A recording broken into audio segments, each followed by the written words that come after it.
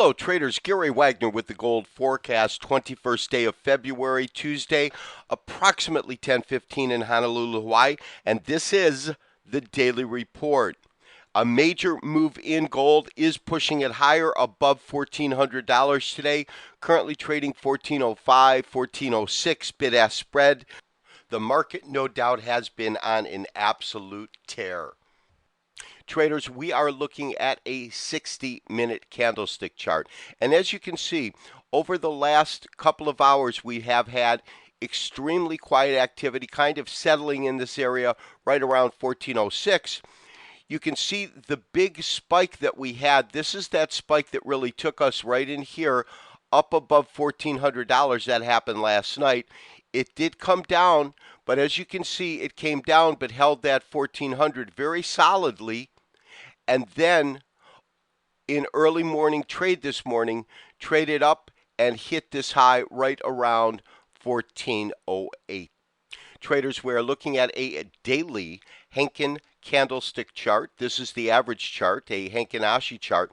And as you can see, when we take a look at today's Henkin candle, you do have that absence of the wick, and at the same time, you have the body size, of course, growing extremely with this $17 rise in the market.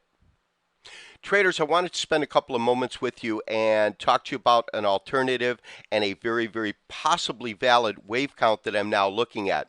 As you can see on the board, this is our daily chart with our Elliott wave count. And the big change that I have made is looking at this bottom here as the bottom of our major count 4, as well as our intermediate C and our minor C. Now, Elliott wave is as much of an art as it is a science, and as new information comes in, we have to be able to be flexible enough to take that information and work with it in such a way that it makes sense in terms of the Elliott wave. Of course, we did hit our top. This is a triple top, so without a doubt we have our A, our B, and our C. But here's the key. If this was only the A wave down, meaning not the C, when this wave came up, once it surpassed that 75% level that we talked about, and that was around 1496, that was right in around here. Once it surpassed that area, it became quite clear to me that this is acting a lot like a strong impulse wave as opposed to it acting like a wave B, meaning a impulse wave within a corrective period. You don't get this kind of a strength unless you have what's known as an irregular top. There seems to be no doubt, at least in my mind, when I look at this and the fact that the way we overtook this market right in here is that to address it in that way, if in fact we are looking at a market that is going into an impulse cycle, the good news is that we finished our entire A, B, and C, both intermediate and minor, and we are now in not only wave 1 on our minor count, but we're also on wave 1 on our intermediate count and wave 5 on our major count. That being the case, and if in fact it turns out to be this as a correct numbering as opposed to what is known as an irregular top, this impulse phase is just at the beginning and in fact could easily propel us to new record tops.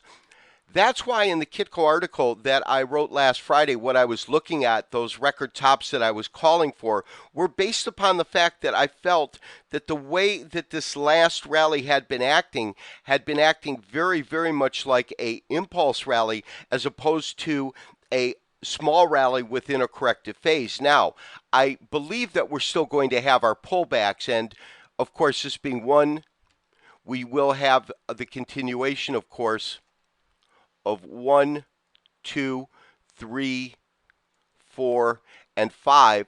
And I think that this impulse wave itself, 1 through 5, could easily propel us to new highs.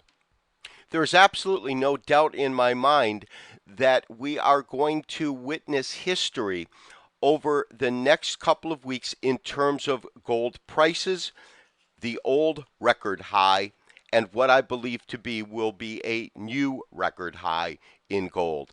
This has been Gary Wagner wishing you, as always, good trading, and we'll talk to you tomorrow for another daily review. Bye-bye.